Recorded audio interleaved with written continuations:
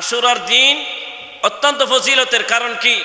এই 10 দিন ফজিলত হওয়ার কারণ হচ্ছে আল্লাহ রাব্বুল আলামিন 10 জন নবীকে 10টি নিয়ামত দান করেছেন। চাওয়াতি বলি সুবহানাল্লাহ। 10টি অ্যাওয়ার্ড দান করেছেন, 10টি পুরস্কারে পুরস্কৃত করেছেন।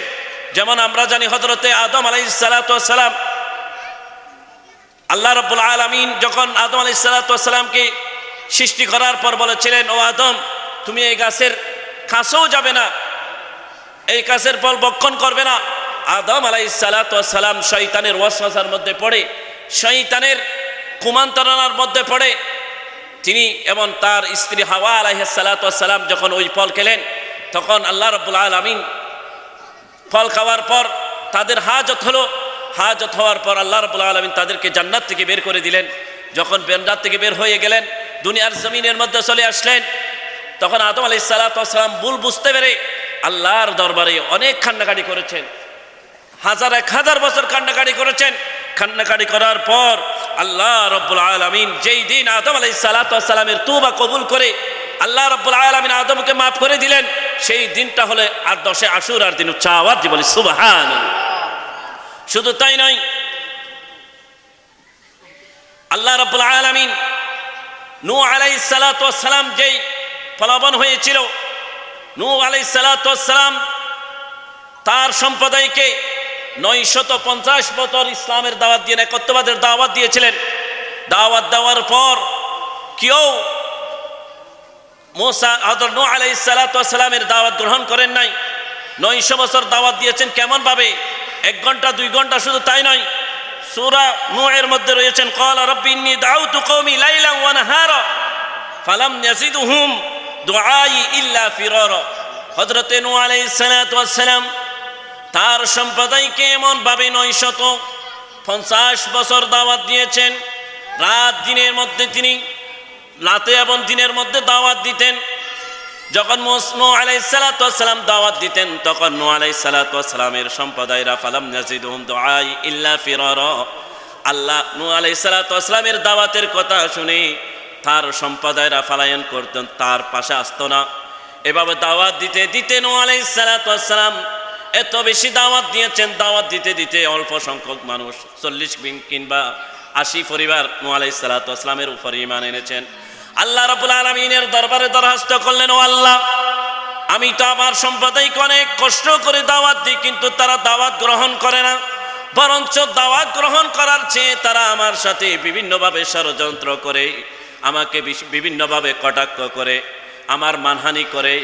তখন আল্লাহ রাব্বুল আলামিন বললেন, ও নূহ আলাইহিস সালাতু ওয়াস সালাম, ও আমার নবী, তুমি চিন্তা করো না, আমি তোমার সম্প্রদায়কে ধ্বংস করে দিব। যারা ঈমান এনেছে আমি তাদেরকে বাঁচিয়ে দিব। উচ্চ আওয়াজ দিয়ে বলি সুবহানাল্লাহ। আলাইহিস সালাতু ওয়াস সালাম কি বললেন, ও নূহ, তুমি একটা নৌকা, সাফিনা, তুমি একটা নৌকা বানাও, জাহাজ বানাও, যেখানে তুমি যারা ঈমান এনেছে তাদেরকে তুমি উত্তোলন করবা, যারা ঈমান আনে নাই বেঈমানদেরকে তুমি উত্তোলন করবে না। আল্লাহ রাব্বুল আলামিনের আদেশ পাই হযরত নূহ আলাইহিস সালাতু ওয়াস সালাম কিস্তি বানাতে লাগলেন, নৌকা বানাতে লাগলেন। তখন নূহ আলাইহিস সালাতু ওয়াস সালামের সম্প্রদায়রা নূহ আলাইহিস সালাতু ওয়াস সালামকে এসে বলে, ও নূহ, এটা কি বানাও? ইতিপূর্বে কোনো নৌকা হয় নাই, ইতিপূর্বে তারা এই স্ট্রাকচার দেখে নাই, এই নৌকা দেখে নাই, কিস্তি দেখে নাই। নূহ আলাইহিস সালাতু ওয়াস সালাম বললেন, এটা হচ্ছে আল্লাহ রাব্বুল আলামিনের পক্ষ থেকে হুকুমকৃত একটা বাহন, একটা নৌকা, যেখানে ঈমানদার ব্যক্তিদেরকে কি করা হবে? উত্তোলন করা হবে। আর আল্লাহ রাব্বুল আলামিন এমন কিভাবে তোমাদের উপর আযাব দিবে, এমন ভাবে প্লাবন দিবে, তোমরা সকলেই ধ্বংস হয়ে যাবে। এই কথা যখন নূহ আলাইহিস সালাতু ওয়াস সালাম বললেন, নূহ আলাইহিস সালাতু ওয়াস সালাম এর কথা শুনে তার সম্প্রদায়ের আরো বেশি কটাক্ষ করতে লাগলো। কিরকম প্লাবন দিবেন, কিরকম শাস্তি দিবেন? নূহ আলাইহিস সালাতু ওয়াস সালাম 1 তলা নয়, 2 তলা নয়, 3 তলা বিশিষ্ট তিনি জাহাজ বানালেন, কিস্তি বানালেন। তখন ওই কিস্তিকে ধ্বংস করার জন্য নূহ আলাইহিস সালাতু ওয়াস সালামের সম্প্রদায়রা আরো বিভিন্নভাবে কটাক্ষ করে তারা মলমূত্র ত্যাগ ওই কিস্তির মধ্যে করতে লাগলো। উচ্চ আওয়াজ দিয়ে বলি নাউজুবিল্লাহ। ওই কিস্তিকে কি করার জন্য? নূহ আলাইহিস সালাতু ওয়াস সালামকে মনক্ষুণ্ণ করার জন্য, কষ্ট দেওয়ার জন্য তারা ওই জাহাজের মধ্যে সে কি করতে লাগলো? মলমূত্র ত্যাগ করতে লাগলো। করতে করতে ওই 3 তলা পুরোটা কি হয়ে গেল? পুরো পরিপূর্ণ হয়ে গেল। তারা আর বাড়ির মধ্যেই ওয়াশরুমের মধ্যে না করে ওই নূহ আলাইহিস সালামের কিস্তির মধ্যে করতেছেন। কিন্তু আল্লাহ রাব্বুল আলামিন তো ওয়া মাকারু ওয়া মাকারাল্লাহ ওয়াল্লাহু খায়রুল মাকিরিন, আল্লাহ হচ্ছে উত্তম কৌশল অবলম্বনকারী। ওই যারা এখানে মলমূত্র ত্যাগ করতে গেল, ওই আল্লাহ রাব্বুল আলামিন এমন একটা তাদের মধ্যে রোগ দিলেন, কুষ্ঠরোগ, যেটার গন্ধে মানুষ পাশে যায় না, এমন কুষ্ঠরোগ দিলেন পুরো সম্প্রদায়ের মধ্যে, মানুষের প্রত্যেকের গায়ের মধ্যে কুষ্ঠরোগ হয়ে গেল। তখন একজন ব্যক্তি কি গেলেন ওই জাহাজের মধ্যে, কিস্তির মধ্যে মলত্যাগ করতে গেলেন, প্রাকৃতিক ডাকে সাড়া দিতে গেলেন, দেখতেছেন ওই ব্যক্তি ওই জাহাজের মধ্যে পড়ে গেলেন, নিচে পড়ে গেলেন। যার ইতিপূর্বে যার অনেক অসুস্থ ছিল, কুষ্ঠরোগ ছিল, ওইখানে পড়ার সাথে সাথে ওই ব্যক্তি এখান থেকে উঠার পর ওই তার লোকটা কি হয়ে গেল, ভালো হয়ে গেল। সুবহানাল্লাহ বলেন না? যখন ভালো হয়ে গেল, ভালো হয়ে যাওয়ার পর দেখতেছেন ওই যখন ভালো হয়ে গেলেন, পরীক্ষা শুরু আরে কয়েকজন এখানে নামলেন, নামার পর তার দেখতেছেন তারা সবাই ভালো হয়ে যাচ্ছে। এখন সব জায়গার মধ্যে প্রচার হয়ে গেল নূহ আলাইহিস সালাতু ওয়াস সালামের মধ্যে কিস্তিতে যারা পড়ে তাদের এই রোগ, ডবল রোগ, কুষ্ঠরোগ, এটা ভালো হয়ে যাচ্ছে। তখন মানুষেরা দলে দলে এসে এসে ওই কিস্তির মধ্যে নামতেছেন, নেমে নেমে এখানে গোসল করতেছেন, ভালো হচ্ছেন।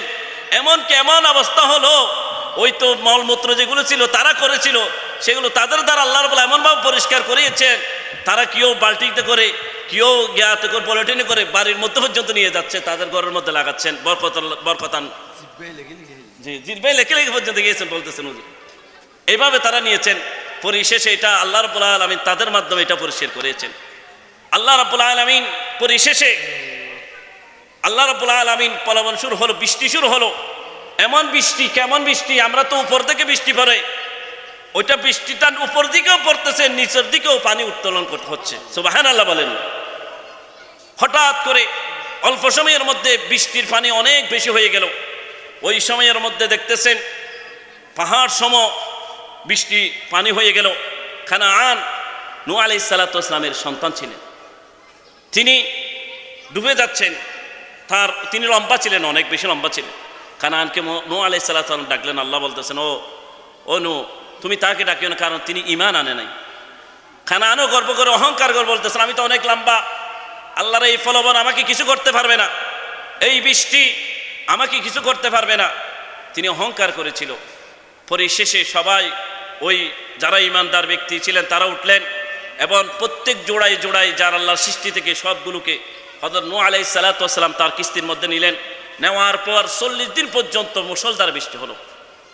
40 দিন পর্যন্ত বৃষ্টি হয়ে যেই দিন আল্লাহ রাব্বুল আলামিনের হুকুমে যেই দিন ওই বৃষ্টি থামলো এবং নূহ আলাইহিস সালাতু ওয়াস সালামের এই কিস্তি জুতি পাহাড়ের মধ্যে গিয়ে অবতরণ করলো, সেই দিনটি ছিল আশুরার দিন। উচ্চ আওয়াজ দিয়ে বলি সুবহানাল্লাহ, আল্লাহু আকবার, ইয়া রাসূলুল্লাহ, ইয়া রাসূলুল্লাহ, জিন্দাবাদ, জিন্দাবাদ। হুজুর যেহেতু চলে আসছে আমি শেষ করে দিব। আরেকটা ঘটনা বলি, শুধু এটা নয়, আরশ, কুরসি, লৌহে কলম, আসমান জমিন যেই দিন সৃষ্টি করেছেন সেই দিনটাও ছিল আশুরার দিন। উচ্চ আওয়াজ দিয়ে বলি সুবহানাল্লাহ। আর যেই দিন কিয়ামত সংঘটিত হবে সেটা দিনটাও থাকবে আশুরার দিন, দশা আশুরার দিন। হযরতে ইউনূস আলাইহিস সালাতু ওয়াস সালাম নাম আপনারা শুনেছেন কিনা? ইউনূস আলাইহিস সালাতু ওয়াস সালাম এর ঘটনাটা বলে আমি শেষ করে দিচ্ছি। ইউনূস আলাইহিস সালাতু ওয়াস সালাম যখন তার সম্প্রদায়কে দাওয়াত দিচ্ছেন, ইউনূস আলাইহিস সালাতু ওয়াস সালাম ও জুলুমের শিকার হয়েছিলেন। ইউনূস আলাইহিস সালাতু ওয়াস সালাম দেখতেছেন তার সম্প্রদায়রা তার উপর জুলুম করতেছে, তার কথা মান্য করতেছে না, তাকে বিভিন্নভাবে কটাক্ষ করতেছে। ইউনূস আলাইহিস সালাম মনস্থ করলেন, আমি আর এই সম্প্রদায়ে থাকবো না, আমি চলে যাব। ইউনূস আলাইহিস সালাতু ওয়াস সালাম তিনি তার চলে যাওয়ার জন্য মনস্থ করলেন। তিনি সাগর পাড়ে দিয়ে ওই পাড়ের মধ্যে গিয়ে বসবাস করবেন সেই চিন্তাধারা করলেন। ইউনূস আলাইহিস সালাতু ওয়াস সালাম একটি নৌকার মধ্যে উঠলেন। নৌকাটা মাঝপথের মধ্যে গিয়ে বন্ধ হয়ে গেল। তখন মাঝি বলতেছেন, এখানে কোন ব্যক্তি রয়েছে যেই ব্যক্তি মালিকের অনুমতি না নিয়ে আমাদের এই নৌকার মধ্যে উঠেছেন, তিনি দেশ ত্যাগ করতেছেন। কে রয়েছেন? ওই ব্যক্তি যতক্ষণ পর্যন্ত নৌকা থেকে নামবে না ততক্ষণ পর্যন্ত নৌকা চলবে না। তখন হযরত ইউনূস আলাইহিস সালাতু ওয়াস সালাম হাত তুললেন, হাত তুলে বললেন, আমি আমি আমার সম্প্রদায় ছেড়ে আমার দেশ ছেড়ে আমি হালের ওই সাগরের ওই পারে চেয়ে বসতি অবস্থা স্থাপন করার জন্য মনস্থ করেছি, কিন্তু আমি আল্লাহ থেকে আমার রব থেকে অনুমতি নেই নাই। উচ্চ আওয়াজ দিয়ে বলি সুবহানাল্লাহ।